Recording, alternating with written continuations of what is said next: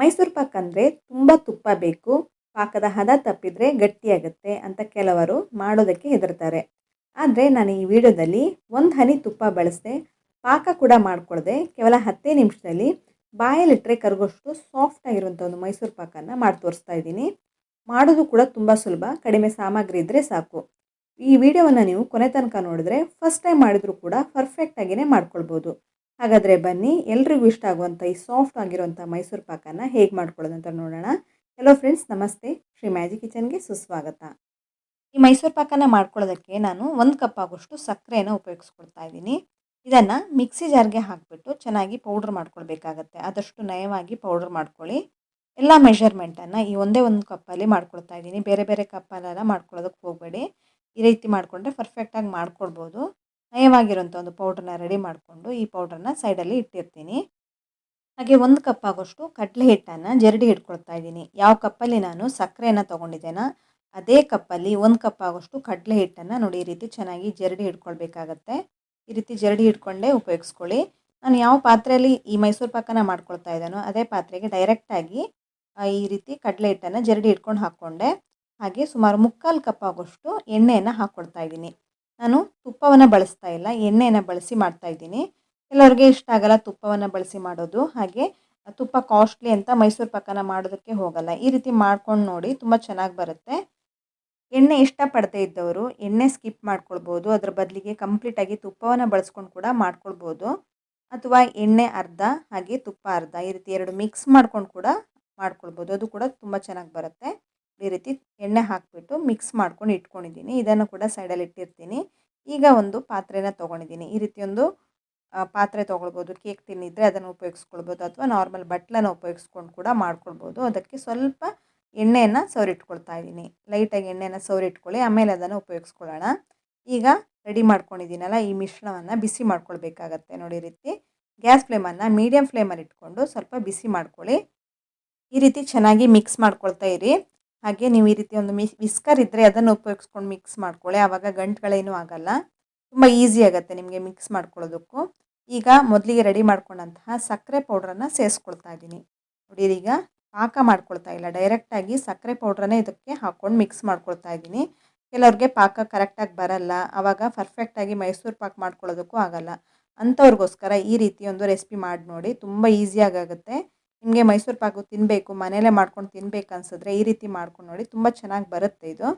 ನೋಡಿ, ಈ ರೀತಿ ಸಕ್ಕರೆಯನ್ನು ಹಾಕ್ಕೊಂಡಿದ್ದೀನಿ. ಸಕ್ಕರೆ ಪೌಡ್ರನ್ನ ಹಾಕಿಬಿಟ್ಟು ಮಿಕ್ಸ್ ಮಾಡ್ಕೊಳ್ಬೇಕಾಗತ್ತೆ. ಈ ರೀತಿ ಒಂದು ಸ್ವಲ್ಪ ಉಂಡೆ ಉಂಡೆ ರೀತಿ ಆಗುತ್ತೆ, ಪರವಾಗಿಲ್ಲ. ಈ ರೀತಿ ಚೆನ್ನಾಗಿ ಮಿಕ್ಸ್ ಮಾಡ್ಕೊಳ್ತಾ ಇರಿ.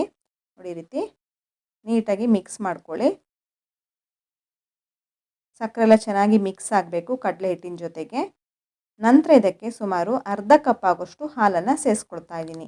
ನೋಡಿ, ರೀತಿ ಹಾಲನ್ನು ಹಾಕ್ಕೊಂಡು ಅದನ್ನು ಕೂಡ ಚೆನ್ನಾಗಿ ಮಿಕ್ಸ್ ಮಾಡ್ಕೊಳ್ಬೇಕಾಗತ್ತೆ. ಗಂಟುಗಳಾಗತ್ತೆ ಮೊದಲಿಗೆ, ನಂತರ ಮಿಕ್ಸ್ ಮಾಡ್ಕೊಳ್ತಾ ಇದ್ದ ಹಾಗೆ ಬಿಸಿಯಾದ ಹಾಗೆ ಇದು ಗಂಟುಗಳೆಲ್ಲ ಹೋಗಿಬಿಡುತ್ತೆ.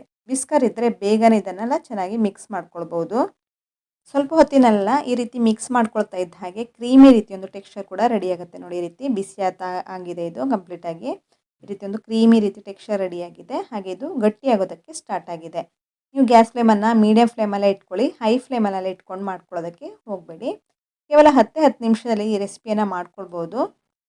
ಈ ಮಿಶ್ರಣ ಈಗ ಗಟ್ಟಿಯಾಗ್ತಾ ಇದೆ ಅನ್ನುವಾಗ ಫ್ಲೇವರ್ಗೋಸ್ಕರ ಏಲಕ್ಕಿ ಪೌಡ್ರನ್ನ ಕೂಡ ಹಾಕ್ಕೊಂಡು ಮಿಕ್ಸ್ ಮಾಡ್ಕೊಳ್ತಾ ಇದ್ದೀನಿ. ನೋಡಿದೀಗ ಗುಳ್ಳೆ ಗುಳ್ಳೆ ಬಬಲ್ಸ್ ಬರೋದಕ್ಕೆ ಸ್ಟಾರ್ಟ್ ಆಗಿದೆ. ಈ ಹಂತದಲ್ಲಿ ನೀವು 2 ಟೇಬಲ್ ಸ್ಪೂನ್ ಆಗೋಷ್ಟು ತುಪ್ಪ ಕೂಡ ಸೇರಿಸ್ಕೊಳ್ಬೋದು. ಹಾಕ್ಬಿಟ್ಟು ಚೆನ್ನಾಗಿ ಮಿಕ್ಸ್ ಮಾಡ್ಕೊಳ್ಳಿ. ತುಪ್ಪ ಹಾಕ್ಕೊಳ್ಳೋದ್ರಿಂದ ಒಳ್ಳೆ ಫ್ಲೇವರ್ ಬರುತ್ತೆ. ನಾನು ಹಾಕ್ಕೊಂಡಿಲ್ಲ, ನೀವು ಬೇಕಾದರೆ ಹಾಕ್ಕೊಳ್ಬೋದು. ಹೆಚ್ಚಾಗಿ ತುಪ್ಪ ಹಾಕ್ಕೊಂಡೇ ಮೈಸೂರು ಪಾಕನ ಮಾಡೋದು, ಒಳ್ಳೆ ಫ್ಲೇವರ್ ಇರುತ್ತೆ. ತುಪ್ಪ ಹಾಕ್ಕೊಂಡು ಮಾಡ್ಕೊಳ್ಳೋದ್ರಿಂದ ನಿಮಗೆ ಅದೇ ರೀತಿ ಫ್ಲೇವರ್ ಬೇಕಾದರೆ ತುಪ್ಪ ಕೂಡ ಹಾಕ್ಕೊಳ್ಬೋದು ಈ ಹಂತದಲ್ಲಿ. ನೋಡಿ, ಈ ರೀತಿ ಚೆನ್ನಾಗಿ ಗುಳ್ಳೆ ಗುಳ್ಳೆ ಬಬಲ್ಸ್ ಬರೋದಕ್ಕೆ ಸ್ಟಾರ್ಟ್ ಆಗಿದೆ. ಮಿಶ್ರಣ ಕೂಡ ಈ ರೀತಿ ಗಟ್ಟಿ ಆಗೋದಕ್ಕೆ ಸ್ಟಾರ್ಟ್ ಆಗಿದೆ, ಕಾಣಿಸ್ತಿರ್ಬೋದು. ನೋಡಿ, ಈ ರೀತಿ ಆಗ್ತಾ ಇದೆ, ಗಟ್ಟಿ ಆಗ್ತಾ ಇದೆ. ಪಾತ್ರದ ತಳವನ್ನು ಬಿಟ್ಟು ಒಂದು ಮುದ್ದೆ ರೀತಿ ಆಗ್ತಾ ಇದೆ. ನೋಡಿ, ಈ ರೀತಿ ಲೇಯರ್ಸ್ ರೀತಿ ಬರ್ತಾ ಇದೆ. ಮೇಲಿಂದ ಎತ್ತಿ ಬಿಟ್ಟರೆ ಗಟ್ಟಿಯಾಗಿ ಬೀಳ್ತಾ ಇದೆ. ಈ ರೀತಿ ಆದರೆ ಪರ್ಫೆಕ್ಟಾಗಿ ಆಗಿದೆ ಅಂತ. ಈ ಹಂತದಲ್ಲಿ ನಾನು ಗ್ಯಾಸ್ ಫ್ಲೇಮನ್ನು ಆಫ್ ಮಾಡ್ಕೊಳ್ತಾ ಇದ್ದೀನಿ. ಆಫ್ ಮಾಡಿಬಿಟ್ಟು ಮೊದಲಿಗೆ ರೆಡಿ ಮಾಡ್ಕೊಂಡಂತಹ ಈ ಪಾತ್ರೆಗೆ ಹಾಕ್ಕೊಳ್ತಾ ಇದ್ದೀನಿ. ನಾನು ಈ ರೆಸಿಪಿ ಮಾಡ್ಕೊಳ್ಳುವಾಗ ಎಣ್ಣೆನ ಬಳಸಿದ್ದೀನಿ. ನಾನು ರಿಫೈನ್ಡ್ ಆಯಿಲನ್ನು ಬಳಸಿರೋದು. ಯಾವುದೇ ಬ್ರ್ಯಾಂಡ್ನ ರಿಫೈನ್ಡ್ ಆಯಿಲನ್ನು ಬಳಸ್ಬೋದು. ಹೆಚ್ಚು ಸ್ಮೆಲ್ ಇಲ್ಲದೇ ಇರೋವಂಥ ಒಂದು ಎಣ್ಣೆನ ಬಳಸ್ಕೊಂಡ್ರೆ ಆಯಿತು, ಇಲ್ಲಾಂದರೆ ಅದೇ ಸ್ಮೆಲ್ ಬರುತ್ತೆ. ಹಾಗಾಗಿ ನಾನು ಸನ್ಫ್ಲವರ್ ಆಯಿಲನ್ನು ಬಳಸಿರೋದು. ಯಾವುದೇ ಬ್ರ್ಯಾಂಡನ್ನು ಕೂಡ ಬಳಸ್ಬೋದು ನೀವು. ಈಗ ಈ ಪಾತ್ರೆಗೆ ಹಾಕಿಬಿಟ್ಟು ಲೆವೆಲ್ ಮಾಡ್ಕೊಂಡಿದ್ದೀನಿ. ಈಗ ಬಿಸಿ ಇದೆ. 2 ಗಂಟೆ ಅಥವಾ 3 ಗಂಟೆ ಹೊತ್ತು ಹಾಗೆ ತಣ್ಣಗಾಗೋದಕ್ಕೆ ಇಡಬೇಕಾಗತ್ತೆ. ನಿಮಗೆ ಬಿಸಿ ಬಿಸಿ ತಿನ್ನಬೇಕಾದ್ರೆ ಡೈರೆಕ್ಟಾಗಿಯೇ ತಿನ್ಬೋದು. ಆದರೆ ಈ ರೀತಿ ಕಂಪ್ಲೀಟಾಗಿ ತಣ್ಣಗೆ ಮಾಡಿಕೊಂಡು ಕಂಪ್ಲೀಟಾಗಿ ಸೆಟ್ ಆಗುತ್ತೆ ಯಾವಾಗ ಅದು.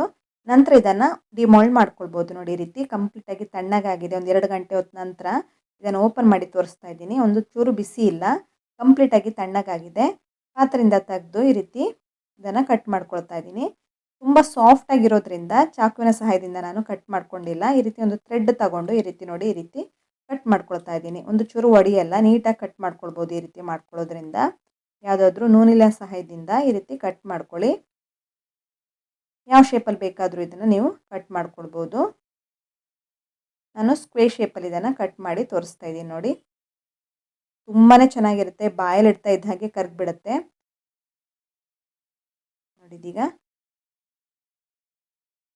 ಪಾಕ ಮಾಡಿಕೊಂಡು ಮಾಡಿದ್ರೆ ಯಾವ ರೀತಿ ಬರುತ್ತೋ ಅದೇ ರೀತಿ ಒಂದು ಮೈಸೂರು ಪಾಕನ ತುಂಬ ಸುಲಭ ವಿಧಾನದಲ್ಲಿ ಮಾಡ್ಕೊಳ್ಬೋದು.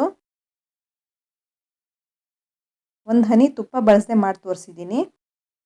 ನೀವು ಕೂಡ ಇದನ್ನು ಮನೇಲಿ ಮಾಡಿ ನೋಡಿ. ಹೇಗೆ ಬಂತು ಅಂತ ನನಗೆ ಕಮೆಂಟ್ ಸೆಕ್ಷನಲ್ಲಿ ತಪ್ಪದೆ ಕಮೆಂಟ್ ಮಾಡಿ. ಹಾಗೆ ನೀವು ಎಲ್ಲಿಂದ ಕಮೆಂಟ್ ಮಾಡ್ತಾ ಇದ್ದೀರಂತನೂ ಮೆನ್ಷನ್ ಮಾಡೋದಕ್ಕೆ ಮರಿಬೇಡಿ. ಫ್ರೆಂಡ್ಸ್, ನಾನು ಹಲವಾರು ರೀತಿಯ ರೆಸಿಪಿಗಳನ್ನು ನನ್ನ ಚಾನಲಲ್ಲಿ ಶೇರ್ ಮಾಡ್ತಾನೆ ಇರ್ತೀನಿ. ಈ ರೆಸಿಪಿಗಳನ್ನೆಲ್ಲ ನೀವು ಮನೆಯಲ್ಲಿ ಟ್ರೈ ಮಾಡಿ ನೋಡಿ. ಹಾಗೆ ಹೇಗೆ ಬಂತು ಅಂತ ತಪ್ಪದೆ ಕಮೆಂಟ್ ಮಾಡಿ. ನಿಮ್ಮ ಫ್ರೆಂಡ್ಸ್ ಹಾಗೂ ಫ್ಯಾಮಿಲಿ ಮೆಂಬರ್ಸೊಂದಿಗೆ ಈ ರೆಸಿಪಿಗಳನ್ನೆಲ್ಲ ಶೇರ್ ಮಾಡಿ. ಹಾಗೆ ಲೈಕ್ ಮಾಡೋದಕ್ಕಂತೂ ಮರಿಲೇಬೇಡಿ. ಇನ್ನಷ್ಟು ಸಿಂಪಲ್ ಆಗಿರುವಂತಹ ಅದ್ಭುತವಾದ ಹೆಚ್ಚು ಸಾಮಗ್ರಿನ ಬಳಸದೆ ಕಡಿಮೆ ಸಮಯದಲ್ಲಿ ಮಾಡುವಂಥ ರೆಸಿಪಿಗಳೊಂದಿಗೆ ಸಿಗೋಣ. ಧನ್ಯವಾದಗಳು.